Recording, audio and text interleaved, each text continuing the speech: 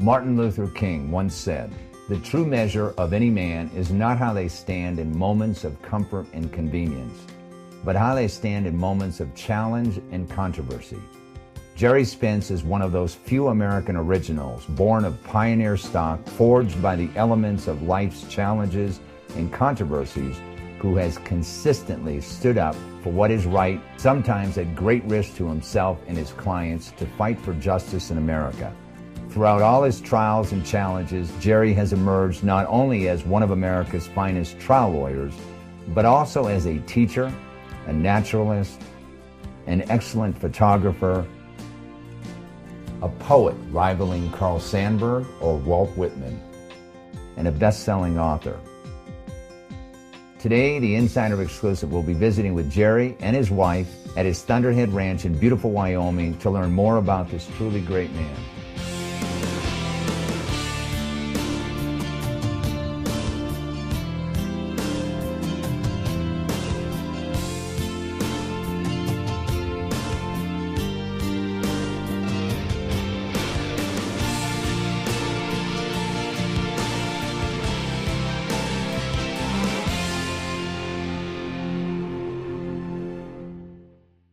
It's again my great pleasure to introduce Gerry Spence to this series. Welcome to the show, Gerry. Thank you. Besides being a great trial advocate, you do so many other things. You're a teacher. You are a philosopher. You're a writer. You're a poet. You're a photographer. I'd like to talk a little bit about your teaching methods and what your goal is at the Trial Lawyers College. Well, I have people that come in to the Trial Lawyers College who need help. They're decent people. They care about human beings. They've lost cases. They want to win better. They want to represent ordinary people against those monstrous power structures, one of which is called the government, and one of which is called corporate America. And to put a young man or an old man or a young woman or an old woman up against that kind of odds already says what's going to happen. In too many cases, justice is just a myth in this country. If you go to a little boy or a little girl in this country and you say to the little boy or little girl, "Tell me, is justice available to you? Can you get justice here?" And she or he will say, "Yes, everybody can have justice in America. Justice is here for the rich and the poor alike. That's what makes us a great democracy." In theory. But the truth of the matter is that it's a myth, and it does not exist. Justice does not exist for most people who seek it. And so, what could I do about that? I can't change the system, but I can change the people who work in the system. And I can give them weapons to fight in the system that they can't get anywhere else. When they get out of law school, they are totally useless as trial lawyers. They have been destroyed as human beings.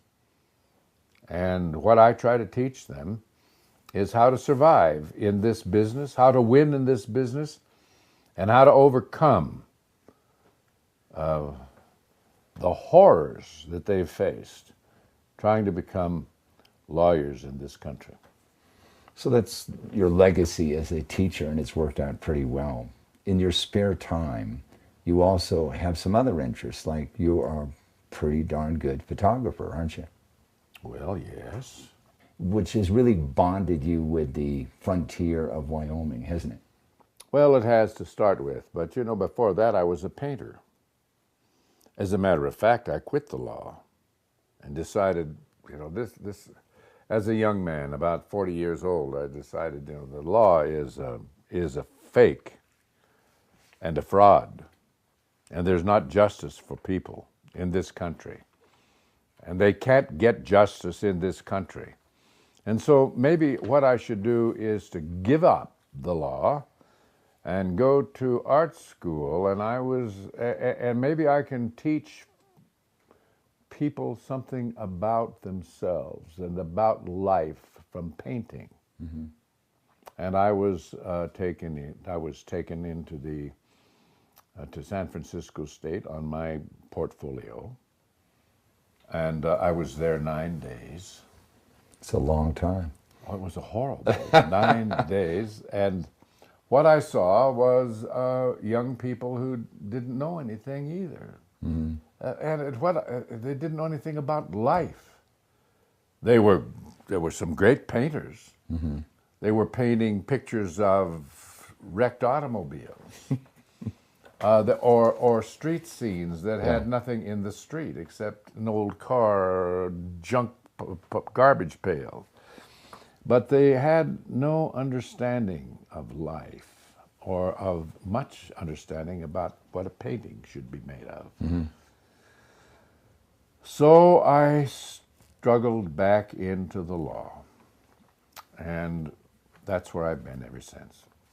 But I became a photographer, because the reason I do photography is because a painting, if I could do one great painting, like let's say like Ivan Albright took 20 years to do a single painting. Mm-hmm.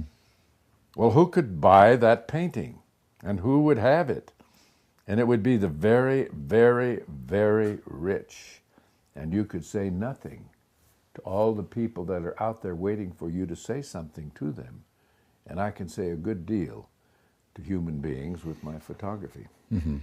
I can say to them everything that needs to be said with a photograph. In your journey, in searching for yourself, one of the things that you have formulated in your life is you become also a philosopher. You have certain thoughts. Well, aren't we all philosophers? Some people don't really spend the time to really understand questions like, who are we? And why are we here? What's our purpose? But you've thought about these things, haven't you? Well, I think we all think about that. Some of us ask a church to answer those questions for us. Yes. Some of us ask a priest to give us the answer. Some of us listen to a professor to give us that answer. But I think the great wisdom that I ever find is the wisdom that comes within each individual. Mm-hmm. And so we all have those questions, all of us. All of us want to know who we are. All of us want to know where we came from. All of us want to know what's going to happen to us. All of us want to know why we're here.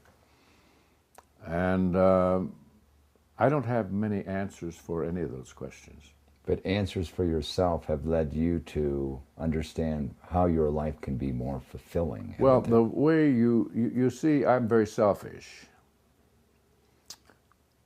I know that by giving, I get back.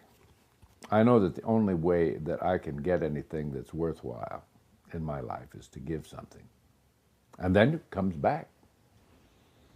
And you can give love, and guess what you get back? Mm-hmm. What do you get back? To get more love. You can care, you can fight for justice. What do you get back? More. Tenfold. So you see, you mustn't put the crown of hero on Mm-hmm. me or anybody else that's doing what we call good things. Mm-hmm. We do good things because they are good for us. Yes. Behind every great man, there is a great woman. Yes. I don't know about every great man, but there is, and I don't know about the concept of me being a great man. Mm-hmm. But I do have a great woman. And we're going to introduce her in a minute here. That's wonderful. So let's do that. All right.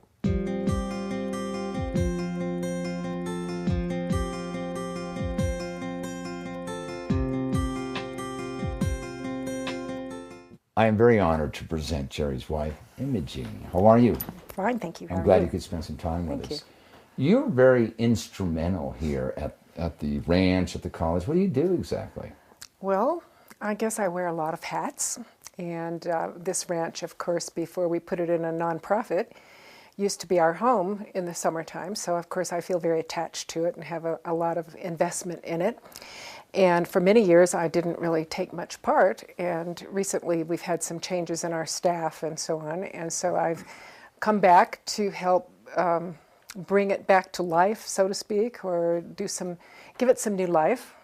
And we've had to train a whole new crew, and so I'm one of those people that is kind of a jack of all trades. So first of all, I'm redesigning buildings and making them more comfortable for the faculty, Right. as well as doing some upgrades on the student facilities, and also working with the menus in the kitchen with the cooks.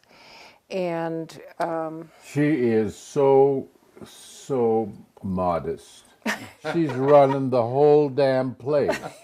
That's all there is to it, period. well, no, not without a really good crew of Well, people. I They're know, all but young they're- and they're very enthusiastic. And But you really get involved in the ground level. Oh, Because I yes. understand that the building in the very front when you drive into the ranch, that's totally renovated, is that's that right. It's totally And renovated. you were very much involved with all the details of that. Well, right? I'm the person who went in and decided exactly every single thing that was going to go into it, the complete design and so on. And then I managed the crew and bought all of the furnishings Well, and but again, chose everything. she's too modest. She is a internationally known designer.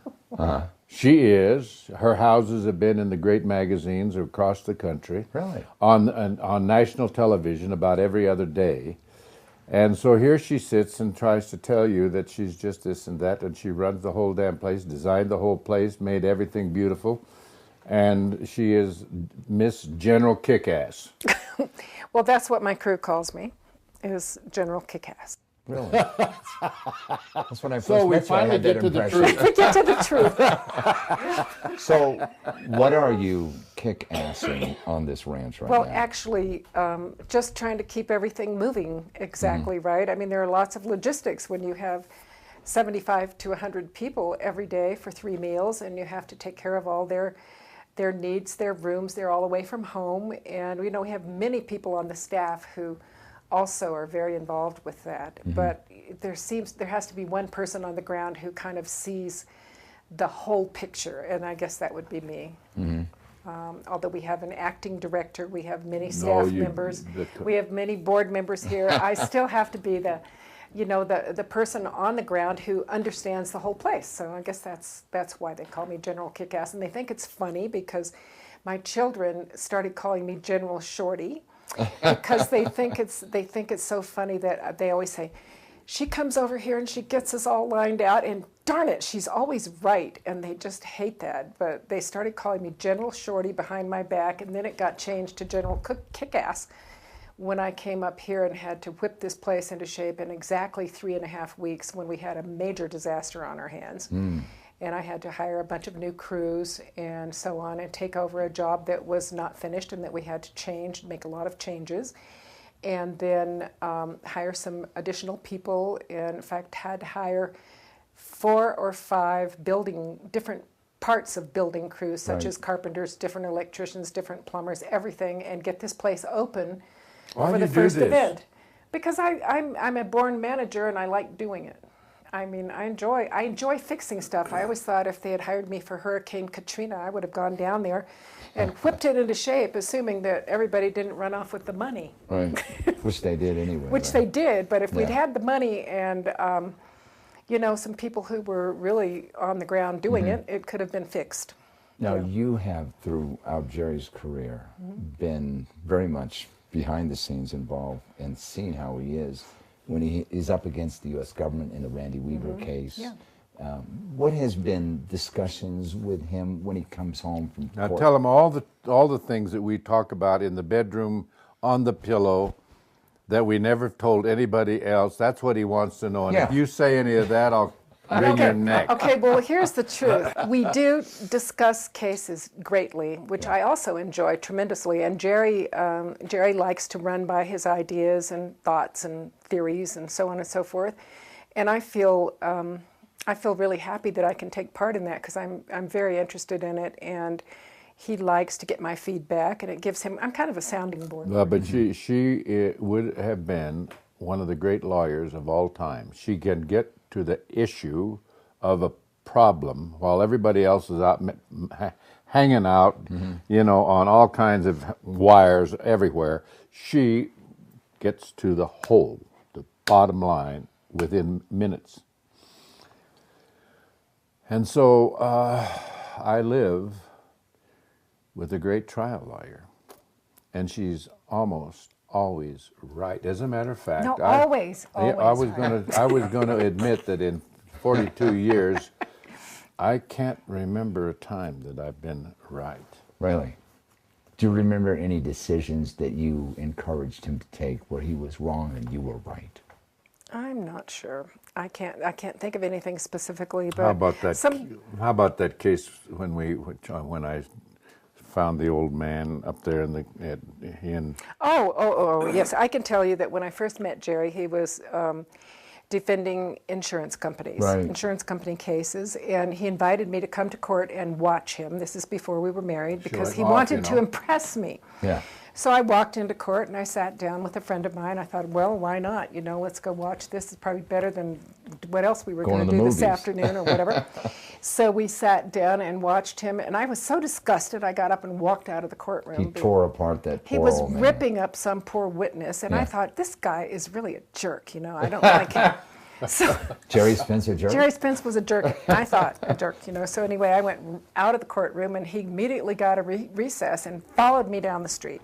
He was worried. And well, he says, why did you leave? What's going on? I said, I thought you were just a total jerk to that person, Why would you do that? And the thing that's great about Gerry, that I see anyway, and have seen from the beginning, is that he will actually, he really is interested in what other people think, the feedback. Even this person he hardly knew, he wanted to know why I thought that. And it gave him an insight in the way to question witnesses. He realized that by being kind of a bully or being someone who was more forceful than necessary, that perhaps he wouldn't come off so great in front of a jury. Well, you see, if you understand something that I should tell you now. It isn't that I have these great ideas, or that I'm a great philosopher, or that I have great insights. It's that I have great ears. I can hear what other people say. I can understand their positions. And I can take the good stuff that they have to offer and claim that it belongs to me and take all of the credit for it. Isn't that wonderful? Yeah, there's an old saying, is that stealing is genius, remember? Yes, exactly. Right, but the good thing about it is that a lot of people are so threatened if someone else has a good idea. Someone else has a good idea. And Gerry has this gift of being able to take in ideas, and I like that. I think that's great. It's not only a great attitude and a great way to live your life, but it also relieves you of the burden of trying to invent and create and originate everything yourself, doesn't it? That's true. And all of a sudden you have the whole world helping you. Yeah, but he also, even in that same regard, he listens. But I noticed another thing about him right away, and he still seems to have this talent, which is I always say, if you know how people will say, look at that tree, most people look at the leaves on the tree or the trunk of the tree or the limbs of the tree. And I always say, Gerry doesn't look at the tree the same way everyone else does. He looks in between the spaces. He looks at the light coming through the tree. And so he has an amazing insight, I think. And that's part of his true talent, which he won't tell you, or which, of course, he's what? Does Gerry ever venture into your territory, like wandering into the kitchen and maybe suggesting what Not people too much. should be eating? No. Is he a good cook? He's not allowed to cook because he's real messy. I don't want him in there cooking. But I don't do much cooking anymore, but I like to be generally in charge of what the menus are going to be. And right now we have a young cook who's able to implement those ideas really well and to follow Imogene. follow my ideas and then put his own with it and make them really good. Yes? Everything those people eat, you invented, or is you put there. I want you to quit being so damnable modest. Well, but look, I'm not being modest. It takes a lot of people to make something happen. I don't stand over there and cook dinner for 75 people every day. No, but you tell everybody what to put in it and how to do it, right down to the last crumb. In 1994, Gerry started at college, the Trial Lawyers College. You must have had a lot of discussions. It was a dream that he had, that he wanted to always do this. That's right. He had thought about it all his life because many people were holding him up as the greatest trial lawyer way back then. And he had a lot of methods, as I recall, that were, people were really interested in it. They seemed different, particularly his ability to choose a jury. Mm-hmm. And I remember the first time he ever demonstrated that on any larger scale was at the National College of Criminal Defense in Houston. And many of the other really hotshot lawyers in the nation were there, and they were just fascinated with his ability. And he has also a brilliance in opening statement and final argument, well, all aspects of the trial. But it became apparent, and other people, I think, encouraged him to go ahead with this dream of teaching some of his methods, if there's a way to teach them, which he developed along with other people. And the dream came true. We started the first college in August of 1994. And, you know, I brought over a bunch of people, and at that time this was not, it was still our home. Mm-hmm. And we decided... This building we're in right now. Well, the whole ranch was our home, I guess. But this particular building we're in right now was our house. And then we decided we would turn it into the lodge for the faculty. And then Gerry and I moved into his little office down there on the river. So that became our house. And we sleep on the back porch, on a screen porch. I saw that. Yeah, but it turns out... At nighttime you hear the river, don't you? It's fabulous. It's like the movie, the river runs through your bedroom. It runs through our bedroom. It runs it. under our bedroom. Yeah. And what a wonderful... Is it screened? Yes, it's all screened. Wow. And what about in the winter time? No, we don't stay there in the winter. We don't. This place is shut down in the winter now. And it reminds me of my childhood. I was born in the South, and people had sleeping porches there the days long ago when you'd have to go out there because it was so hot. So when you don't live here and it's shut down, where do you live? We live in Jackson, Wyoming, or Montecito, California. Oh, you're out in California. Mm-hmm. We'll have to come and see you then, right? Mm-hmm. This ranch used to be, 35,000 acres, wasn't it? Right. And I understand that you had a transaction with the state of Wyoming where it's now an elk preserve, the great majority of it, right? Mm-hmm. I think might be the best thing that Imogene and I have done in our lives was to save this entire valley. And that, what is about almost 34,000 acres, right, is now a preserve for the elks? That's right. That's right. So they can... And there won't be any buildings, there won't be any, it won't be developed beyond where it is. Mm-hmm. We were driving to town the other day and I saw somebody out there in my pasture. And they had a tent. And a bunch of kids were running around with a bicycle. And I thought to myself, how wonderful. That's right. Yeah, well, see, because the state of Wyoming developed a few campgrounds along the way, which of course are just very temporary, so that's a nice thing. I didn't realize this until I talked to your son, that there was a time in your life when you were actually a rancher and a lawyer. Yeah, we used to run a lot of cattle. Imogene, Imogene I bought Imogene's. I bought our first purebred Simmental cattle with Imogene's first wedding ring, our first engagement ring, which... It was a beautiful ring that I had made into a cocktail ring, and then, of course, it didn't seem appropriate for me to keep wearing my former husband's diamond. So I said, and then someone came along, a friend of his, and he loved it, and he was getting married, and he wanted it, so I sold it to him, and then because in those days, those purebred Simmental cattle were sold like queens or something. I mean, they would bring them. Stage. They would put them. They would bring them up in the elevator of the Hilton Hotel in Denver and bring them out on a stage, and people would bid on them. I am serious. It was we bought strange those cattle. event. So we started Yeah. So how many head of cattle did you have here? Oh, we can't tell you all the numbers because That's like asking how much money do you have in the bank? Oh, I'll tell How much you. money you We had in the bank? Yeah, right. 1,500 mother cattle, cows we had, and their calves, and the bulls. And how many years were you a rancher too? Let's think about that. It was 15 years ago that we quit, so it was probably 25 years. Wow. You know?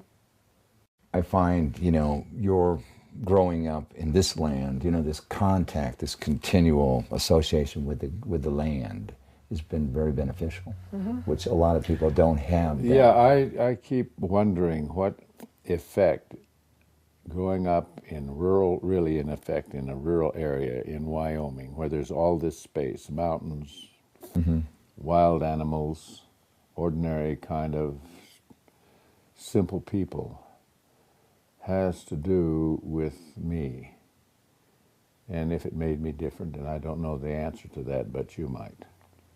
If there were any secrets of a successful relationship in marriage, and you folks have been married a long time, what would you say they are? Well, first of all, you have to really love this person, and you have to be very open and understanding about differences and work them out. We used to say we would weed our garden every day.